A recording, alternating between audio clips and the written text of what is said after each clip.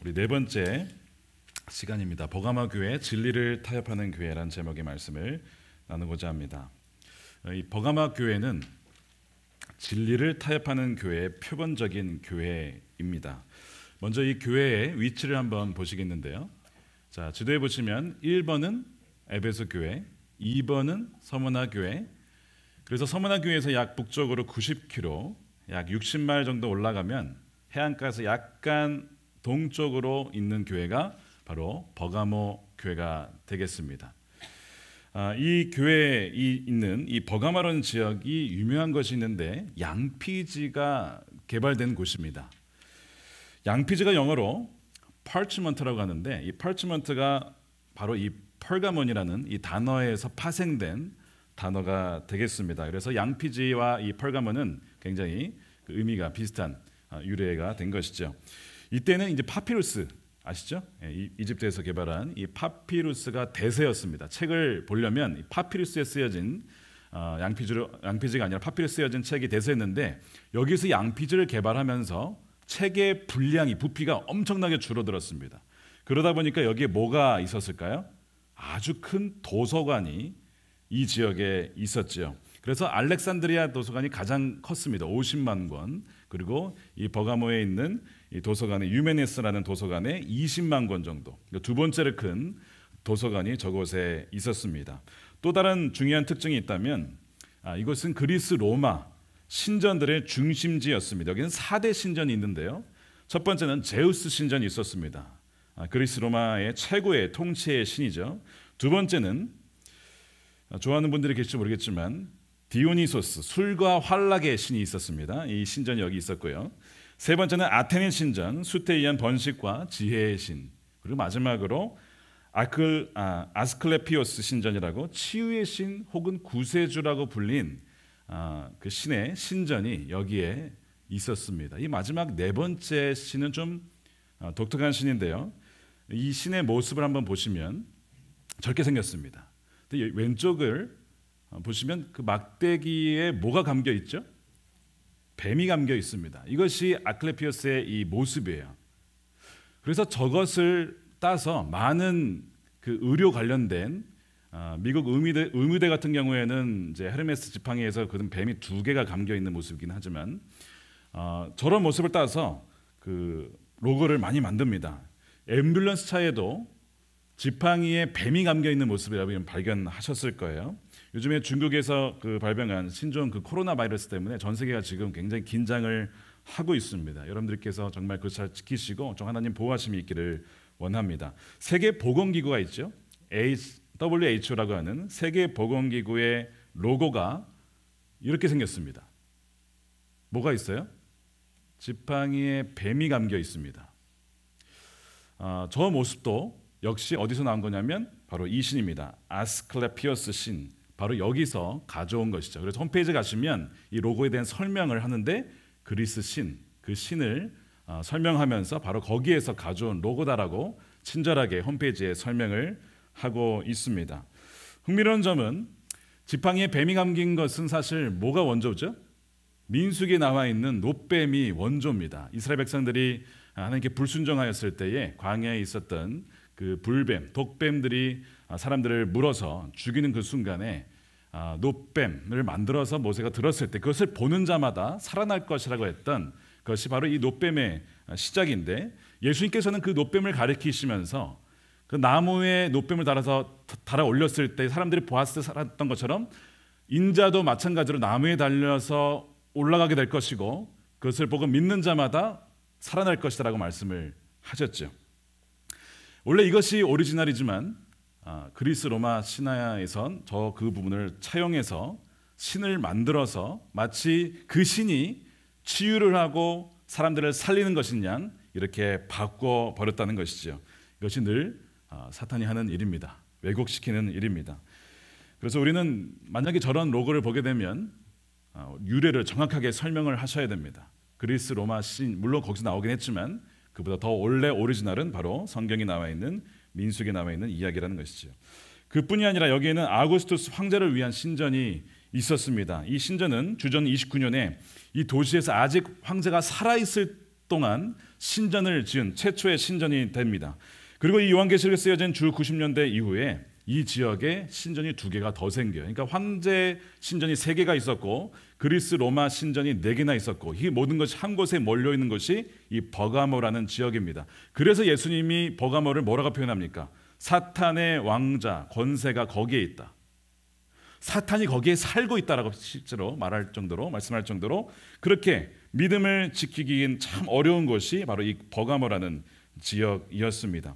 지난주 우리 서문화 교회에서 폴리캅 감독님이 순교를 당하셨던 것을 말씀을 드렸는데 바로 버가모 교회 감독이었던 안디바 감독님도 여기서 순교를 당하죠. 계시록 2장 13절에 이렇게 되어 있습니다. 뒤에 보시면 너는 내 이름을 굳게 붙잡고 또 내 신실한 증인인 안디바가 너희 곳 사탄이 살고 있는 그곳에서 죽임을 당할 때에도 나를 믿는 믿음을 저버리지 않았다라고 되어 있습니다. 안디바가 영어로 안티파스인데 안티는 아시죠? 엔타이, 반대하다. 파스는 모든 것, 모든 것을 반대하는 것입니다. 즉 하나님을 대적하는 하나님의 뜻을 거스리는 것에 대해서 모든 것을 반대하는 자 이런 뜻인데 정말 그 말씀대로 이름대로 그렇게 황제 숭배를 저항하다가 죽은 순교를 당한 사람이 안디바입니다. 기록에 의하면 황제 숭배를 거부하다가 불에 달궈진 노쇠로 된 황소 모양 위에 누워서 죽임을 당했다라고 합니다. 주님은 그를 내 신실한 증인이라고 부르시죠. 그리고 꽤 많은 그리스도인들이 이 안디바 감독의 신앙을 본받아서 끝까지 믿음을 저버리지 않는 이들이 상당수 있었습니다. 이것이 예수님의 칭찬에 대한 부분이에요. 그런데 내가 너에게 책망할 것이 있다라고 하면서 2가지를 말씀을 하시죠. 그러면서 예수님께서 이 버가모 교회에 나타나실 때 모습이 각각 교회마다 틀린데 이번에 버가모에게 나타났을 때는 어떤 모습이냐면 날카로운 양날의 칼을 들고 나타나십니다. 여러분 누군가가 여러분들에게 칼을 들고 나타나면 좋은 일입니까? 나쁜 일입니까? 보통은 별로 안 좋죠. 왜 이래? 칼 내려놔 그거. 잠깐만 기다려봐. 칼이라는 이미지가 별로 썩 좋은 이미지는 아닙니다. 누구에 의해서 어떤 목적에 의해서 쓰임에 따라서 칼은 굉장히 달라집니다. 누군가가 몸에 그 악성 종양이 발견되어서 죽어갈 때에 의사의 손에 들린 칼은 생명을 살리고 그 병을 치유하는 칼이 될 것입니다. 반대로 한 집에 강도가 들어서 그 집에 살던 이들을 위협을 하고 있다면 그 칼은 또한 강도를 대적하는 칼이 될 수도 있습니다. 누가복음 2장에 보면 예수님이 태어나셨을 때 그 이제 정결 예식을 하려고 성전에 가게 됩니다. 거기에 시몬이라는 선지자가 아기 예수님을 딱 들고 거기서 예언을 하시는데 그 아기 예수를 보고 뭐라고 얘기하냐면 이렇게 얘기를 합니다. 누가복음 2장 35절에 칼이 당신의 마음을 찌를 것입니다. 그리하여 많은 사람의 마음속 생각들이 드러나게 될 것입니다. 이 아기 예수를 보고 뭘로 비유했어요? 칼이라고 비유를 했습니다. 그러면 매치가 안 되지 않습니까? 어떻게 예수님이 칼일까? 근데 시몬 선지자는 예수님을 칼로 비유하면서 마치 외과 의사의 칼 혹은 악한 대적을 물리치는 칼, 이 2가지로 비유를 하게 된 것이죠. 그래서 히브리서 4장에 보면 마치 하나님의 말씀은 날카로운 칼과 같아서 홍과 영과 골수로 찔러 쪼개며 사람들의 마음과 속을 감찰하시고 파악하신다는 말씀이 있습니다. 로마서 13장 4절에는 칼은 악에 대해서 저항하고 악을 심판하는 그런 칼로 묘사가 되어 있죠. 흥미로운 사실은 이 버가모 지역의 대표적인 상징이 뭐냐면 칼이라는 겁니다. 왜냐하면 황제 숭배를 너무나 잘했기 때문에 로마 제국에서 이 도시에게만 뭘 줬냐면 사법권, 사형권 그걸 줬어요. 그래서 재판할 수 있는 권리를 주었기 때문에 황제 숭배를 반대하는 이들은 굳이 로마까지 가지 않아도 자체적으로 사형을 할 수 있는 그런 권한이 주어진 도시가 버가모라는 곳입니다. 그런데 칼이 상징인 이 도시에 주님이 뭘 들고 오셨다고요? 양날의 검을 들고 나타나셨다는 겁니다. 이것은 무슨 뜻이냐면 너희가 권력을 통해서 사람들의 생명을 좌지우지하는 것 같지만 사실 궁극적인 권력과 심판은 누구에게 있다는 거예요? 우리 주님께 있다라는 것을 주님은 보여주시는 겁니다. 이것을 보지 못하고 믿지 못하는 이들은 황제 숭배에 굴복하게 될 것이고 또한 그렇게 되면 결국에는 누구를 대적하게 되는 것이냐면 칼을 들고 서신 그리스도를 대적하게 되는 겁니다. 그러면서 이렇게 말씀하십니다. 내가 속히 너에게로 가서 내 입에서 나오는 칼을 가지고 그들과 싸우겠다. 이 그들은 바로 진리를 믿지 아니하는 자들에 대한 말씀입니다. 이 버가모에는 안디바와 같이 신실한 정인도 있었지만 그러나 그렇지 않은 이들도 상당수가 있었습니다. 그들이 누구였냐면 발람의 가르침을 따르는 자들, 두 번째는 니골라 당의 가르침을 따르는 자들이었습니다. 먼저 발람의 가르침입니다. 14절에 보면 이렇게 되어 있습니다. 네가 너에게 몇 가지 나무랄 것이 있는데 너희 가운데에는 발람의 가르침을 따르는 자들이 있다. 발람이란 발락을 시켜서 이스라엘 자손 앞에 올무를 놓게 하고 우상의 제물을 먹게 하고 음란한 일을 하게 한 자다라고 하는 말씀을 하시죠. 발람의 가르침이 무엇인지 알려면 민수기 나오는 스토리를 여러분 이해하셔야 됩니다. 이 발람 선지자는 메소포타미아 출신의 선지자입니다. 이스라엘 백성들이 출애굽을 한 다음에 모압 지역에 다가갔을 때 이 모압의 왕이었던 발락이라는 그 왕이 발람 선지자를 불러서 그에게 뇌물을 주면서 뭘 하게 시키냐면 야 이스라엘을 저주해라. 무서운 겁니다. 이 백성들이 자신의 영역을 침범하고 차지할까 봐 무서워서 발람 선지자로 하여금 저주를 시킵니다. 근데 이 발람 선지자가 양심이 있는 거예요. 내가 일단 기도를 해보겠다. 하나님께 기도를 하는데 하나님이 이런 말씀을 하시죠. 이 백성은 복을 받은 백성이다. 그러니까 저주를 하지 말아라. 그 말씀을 이 발람 선지자가 듣습니다. 자, 이 발람 선지자가 대단한 분이에요. 뭐냐면 하나님 말씀이 무엇인지를 듣고 분별할 줄 아는 선지자였다는 것이죠. 그래서 거절을 합니다. 안 됩니다. 하나님이 저주하는 것을 금하십니다. 저는 할 수 없으니 돌아가십시오. 그랬더니 발락 왕이 더 많은 재물을 가지고 발람 선지자를 찾아옵니다. 유혹을 하는 거예요. 그러니까 발람 선지자가 마지못해서 결국에는 나귀를 타고 저주를 하러 가는데 여기서 벌어진 사건이 뭐예요? 나귀가 가질 않죠. 뭔가 막혀서 가질 않는 거예요. 막 나귀를 때리니까 나귀가 뭐라 그래? 말을 하기 시작하는 거예요. 왜 나를 치냐고. 내가 언제 주인의 말을 안 들은 적이 있냐고. 이 나귀가 말을 하면서 그 순간 깨달은 것이 뭐냐면 내 앞에 하나님의 천사가 가로막고 있다는 것을 알게 됩니다. 그러면서 그 너의 가는 길이 결코 내가 기뻐하지 않는 것이다. 그런데 결국 이제 가게는 합니다. 결국에서 갔다가 거기에서 저주를 하려고 그러는데 무슨 말이 나와요? 오히려 축복의 메시지가 나옵니다. 그러니까 발락 왕이 아니 저주하라고 하는데 왜 축복의 메시지를 하냐고. 그것도 한 번이 아니라 두 번, 세 번의 블레싱을 막 하는 거예요. 결국에는 발락과 발람이 이렇게 서로 헤어지게 되고 갈라지게 됩니다. 자, 여기까지만 보면 발람 선지자 참 괜찮은 선지자로 보이죠? 여기까지만 보면 그렇습니다. 근데 이 다음 이야기가 있어요. 아마 발람 선지자가 돌아가면서 좀 미련이 남았던 것 같아요. 그 많은 돈을 내가 받지 못했네. 그 다음 사건이 뭐냐면 발락을 찾아갑니다. 그러면서 이런 얘기를 해요. 만약에 저주하고 싶다면 한 가지 방법이 있는데 그것이 뭐냐면 너희 모압 백성들이 너희의 신을 위해서 연회를 베풀고 제사를 하지 거기에 이 이스라엘 백성들을 초청해서 참여하게 하고 거기에 절을 하게 해라. 그러면 하나님이 진노하셔서 그들을 치실 것이다. 이 팁을 딱 건네줍니다. 그리고 돈을 받는 거예요. 자, 이것이 성경에 기록된 것이고 오늘 요한계시록에도 나와 있는 그 말씀입니다. 발람은 발락을 시켜서 이스라엘 자손 앞에 올무를 놓았다. 덫을 설치한 거죠. 우상의 제물을 먹게 하고 음란한 일. 왜냐하면 이방신의 이 제사의 형태는 이 음란한 이런 관계들이 다 연결되어 있기 때문에 그렇습니다. 그 일 때문에 결국에는 이스라엘에 재앙이 내리게 됩니다. 이 올무라는 단어 헬라어로 보면 스칸달론, 영어로 스캔들이 거기서 나온 거예요. 스캔들이 벌어집니다. 무슨 스캔들이냐면 종교 스캔들이에요. 하나님을 거절하고 하나님을 배반하고 모압의 신을 섬기게 된 사건, 스캔들이 벌어지죠. 두 번째는 성적인, 도덕적인 스캔들이 벌어지게 됩니다. 이 올무란 단어가 바로 넘어지게 하다, 걸려 넘어지게 하다라는 뜻입니다. 모압 여인들과 음란한 행위를 하며 결혼이라는 테두리를 벗어나서 결국 성적인 죄, 도덕적인 죄, 더 궁극적으로 하나님을 배신한 죄에 넘어가게 됩니다. 이것을 일으킨 자가 누구예요? 발람이라는 자예요. 왜 발람이 그렇게 했냐고요? 말씀드린 대로 돈 때문에 그렇습니다. 돈 때문에 자신의 신앙도 신념도 버린 사람이 바로 발람입니다. 발람은 어쩌면 하나님도 섬기고 돈도 섬기고자 했는지도 모릅니다. 근데 그것은 성경 분명하게 말씀하기를 불가능하다라고 얘기를 합니다. 예수님은 너희가 두 주인을 섬길 수가 없다. 하나님을 섬기든지 아니면 돈신을 섬기든지 둘 중에 하나지 둘 다 동시에 섬길 수가 없다라고 말씀을 하시죠. 그러나 발람은 둘 다 섬기려고 하다가 문제가 발생을 합니다.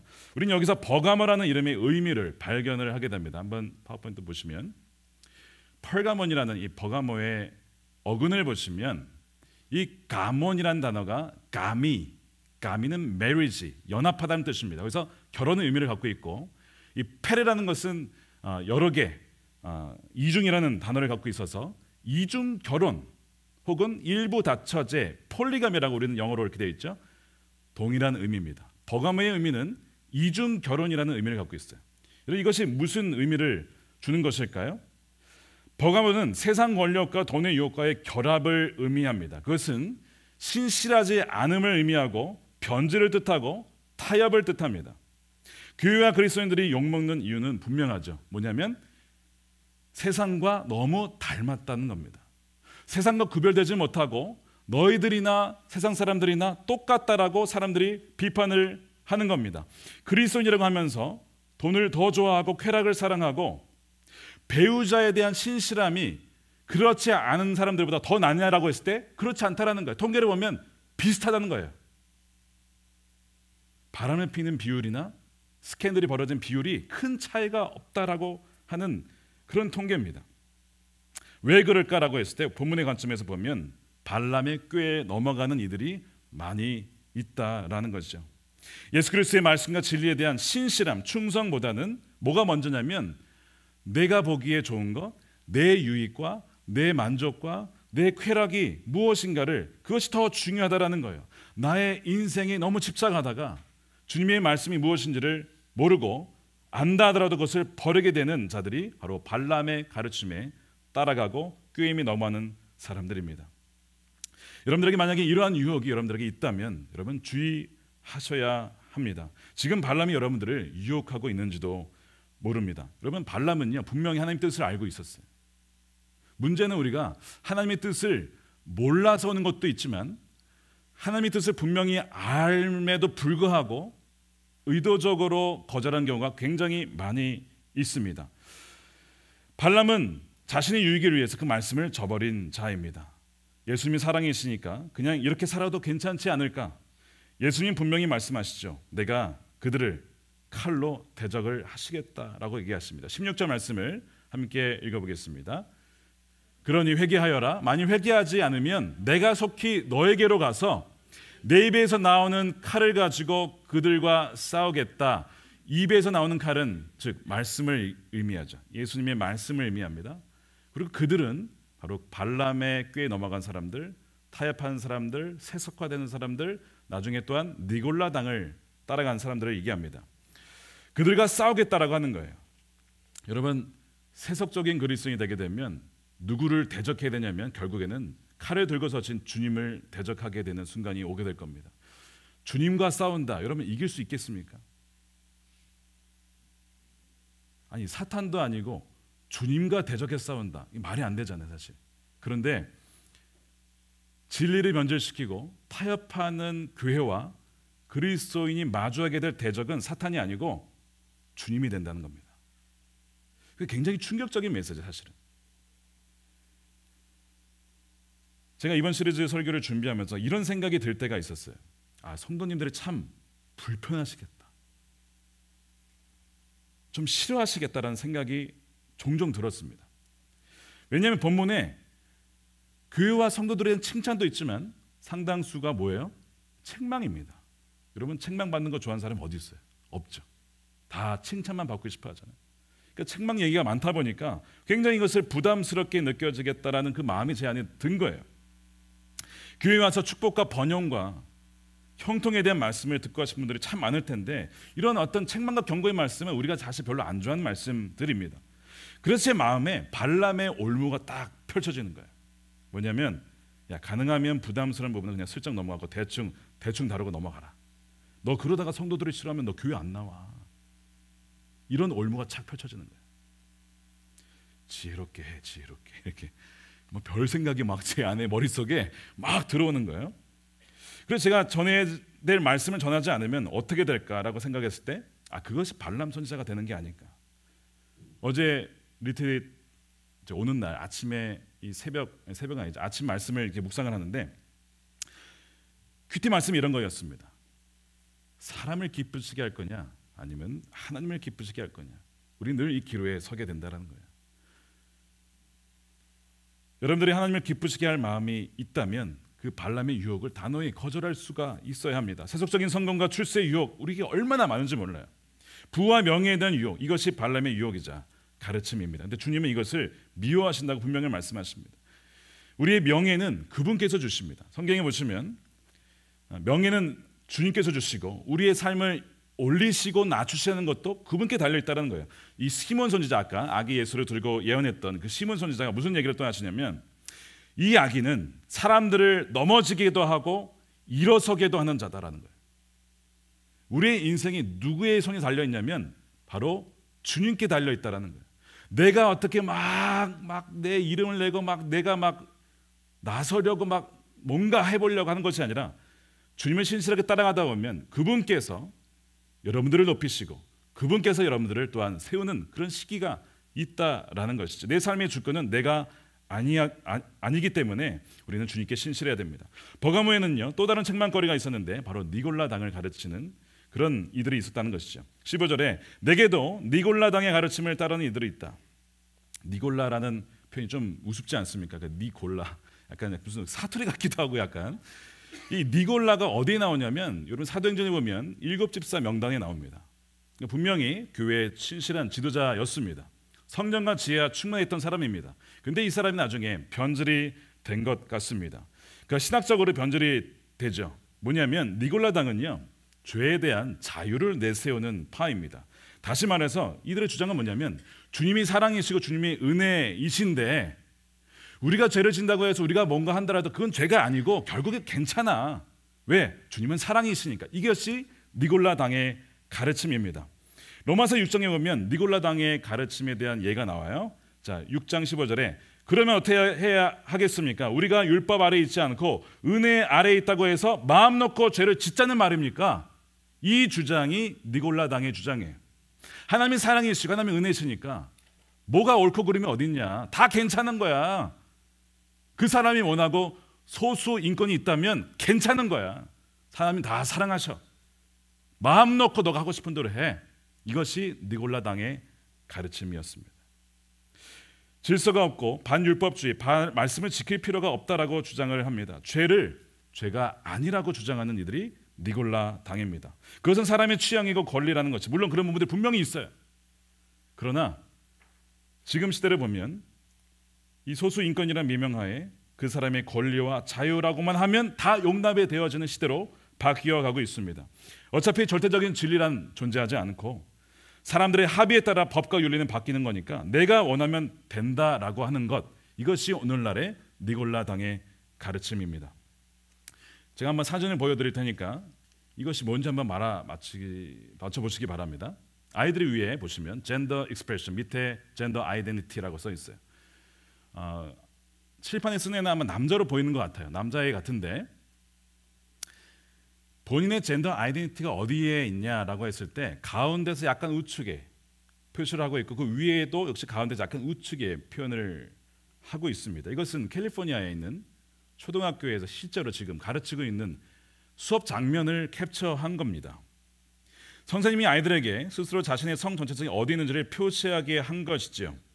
자신의 성 정체성은 바이올로지컬한 DNA에 있는 것이 아니고 너가 어떻게 느끼느냐, 너의 감정이 무엇이냐, 그것이 너의 성이라고 하는 거예요. 그거를 가르치고 있는 겁니다. 지금 캘리포니아에서 현재 자신이 남자이지만 여자라고 느끼면 부모님의 동의 없이 성 전환이 가능합니다. 왜냐하면 그것이 소수 인권이기 때문에 그래요. 한 아이가 성 정체성에 혼란이 오게 되면 어떻게 되죠? 도와줘야 됩니다. 상담해줘야 됩니다. 기도해줘야 됩니다. 근데 혼란이 오게 되면 지금은 어떻게 해요? 성을 바꾸라는 거예요. 생식기를 바꾸고 떼거나 붙이거나 이렇게 하라는 거예요. 왜? 그것이 너가 원하는 것이니까. 그것이 너의 권리라는 것입니다. 과연 그것이 그 영혼을 위한 것일까라고 했을 때 우리는 정말 진지하게 이 부분을 고민해 봐야 합니다. 이것은 한 가지예요. 종교를 넘어서 사회 전반에 이르기까지 이러한 혼돈이 퍼져나가고 있습니다. 왜냐하면 주님은 사랑이시니까, 은혜시니까 문제될 것이 하나도 없다는 거예요. 이것이 니골라당의 가르침입니다. 교회의 평화와 연합을 추구한다는 명목하에 도덕성과 신실함 타협하는 자들이 니골라당입니다. 에베소 교회에 니골라당에 대한 얘기가 나오죠. 그들이 그 가르침을 미워했기 때문에 주님으로부터 칭찬을 받아요. 뭐라고 되어 있냐면, 자, 이 6절 부분, 계시록 2장 6절입니다. 시작 읽어보겠습니다. 그런데 너에게는 잘하는 일이 있다. 뭐냐? 너는 니골라당이 하는 일을 미워한다. 나도 그것을 미워한다. 이게 주님이 이런 말씀하셨어요. 여러분 잘 보시기 바랍니다. 주님이 니골라당을 미워하셨습니까? 니골라당이 하는 일을 미워한다 그러셨어요. 주님은 우리 모두가 다 죄인이잖아요. 죄인들을 미워하지 않으십니다. 주님은 죄를 미워하시는 거예요. 주님은 죄인과 죄를 구분하셔서 보십니다. 나는 그들이 하는 그 일을 미워하지 니골라당을 미워하지 않는다, 이런 말씀하지 않으셨어요. 에베소 교회가 잘한 일은 사랑이면 뭐든지 괜찮다라고 하는 그 니골라당이 하는 일을 미워한 거예요. 나도 그것을 미워한다. 주님은요, 죄인들이 회개하고 거듭나서 변화되기를 원하지 죽기를 원하지 않습니다. 멸망당하기를 원치 않으십니다. 그런데 버가모 교회는 반대로 했어요. 자, 에베소 교회는 진리를 지켜냈어요. 근데 사랑이 없었다 그랬잖아요. 주님을 향한 사랑이 식었다. 반대로 버가모 교회는 소위 이런 사랑은 있었던 것 같아요. 다 괜찮아, 다 괜찮아. 근데 뭐가 없었어요? 진리가 없었다라는 거예요. 진리를 잃어버렸고 타협하고 말았습니다. 근데 진리를 잃은 교회는 다시 한번 말씀드리지만 어떻게 되냐면 주님을 대적하는 자가 됩니다. 주님을 대적하는 교회가 돼요. 내가 그들과 싸우겠다라는 거예요. 여러분, 진리를 타협하고 버림으로써 주님과 싸우시겠습니까? 사랑과 은혜라는 명목하에 성경이 분명히 반대하는 일들을, 하나님 기뻐하시지 않는 일들을 괜찮다라고 용납을 하시겠습니까? 자, 그렇게 되면 주님을 대적하는 것입니다. 여러분 명심하시기 바랍니다. 그분의 칼은 궁극적인 심판의 칼입니다. 로마 황제의 칼이 얼마나 권위가 있었겠습니까? 근데 주님의 칼에 비하면 로마 황제의 칼은 수염 깎는 면도 칼일 뿐입니다. 그 정도밖에 안 되는 거예요. 우리는 위치를 분명하게 해야 됩니다. 우리의 위치를 분명하게 해야 돼요. 주님은 회개하라고 하십니다. 어떻게 회개가 되는가? 듣는 귀가 있는 자는 회개합니다. 자, 2장 10절 말씀에 이런 말씀이 나옵니다. 귀가 있는 사람은 성령이 교회들에게 하시는 말씀을 들으라라고 말씀을 하시죠. 이 표현은 모든 일곱 교회에 다 등장하고 예수님께서도 굉장히 자주 쓰셨던 표현이에요. 자, 그런데 좀 이상하지 않습니까? 귀가 없는 사람이 있을까요? 물론 아주 특별한 경우에 그런 걸 제외하고는 되게 다 귀가 있습니다. 다 들린다는 것이죠. 근데 귀가 있는 사람이라는 표현이 좀 어색해요.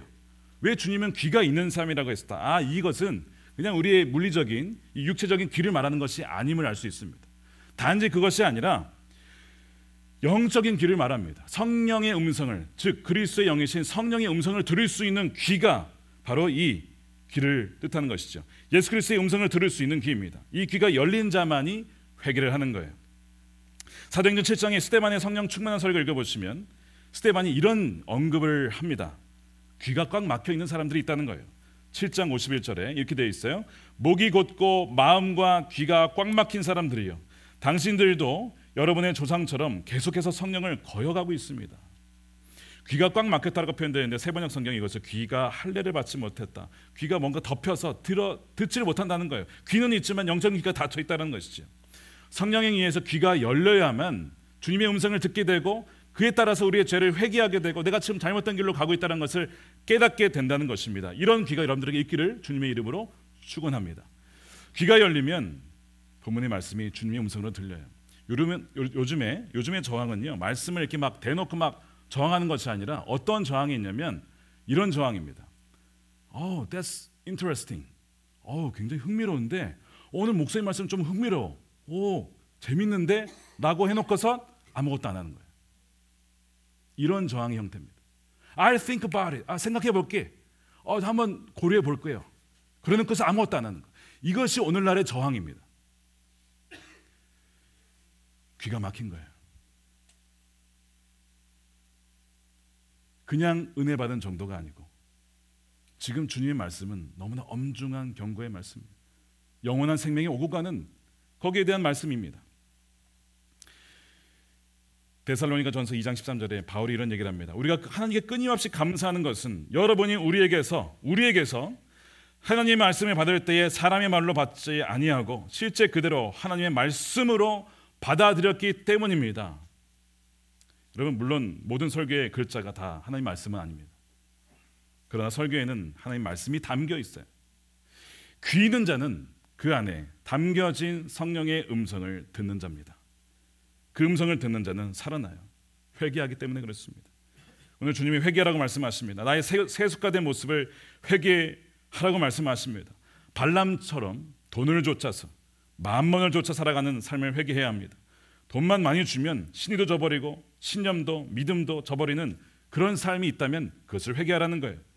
사랑과 은혜라는 명목하에 모든 질서를 무너뜨리고 좋은 게 좋은 거 아닌가라는 니골라당의 가르침이 있었다는 겁니다. 그런 부분들을 회개해야 된다는 거예요. 분명히 성경이 이것은 하나님이 기뻐하는 거야, 이건 하나님이 싫어하시는 거야 라고 하는 말씀이 있음에도 불구하고 내 권리, 내 자유를 내세웠던 것을 회개해야 합니다. 진정 회개하여 이 유혹과 시험을 이기는 자에게 여러분 약속이 있어요. 두 가지인데요. 첫 번째는 감추어둔 만나를 주시겠다고 했습니다. 2장 17절에 귀가 있는 사람은 성령이 교회들에게 하신 말씀을 들어라. 이기는 사람에게는 내가 감추어둔 만나를 줄 것이다.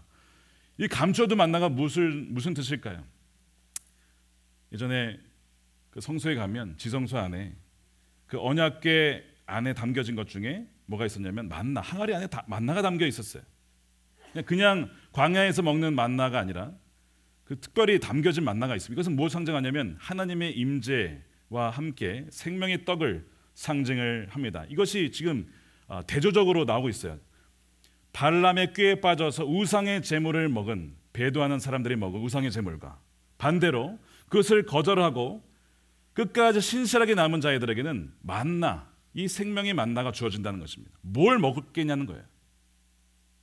우상의 제물로 배도하며 주님을 떠나는 그 우상의 제물을 드시겠습니까? 아니면 생명의 만나를 드시겠습니까? 이기는 자에게는 이것이 주어진다라는 것이죠.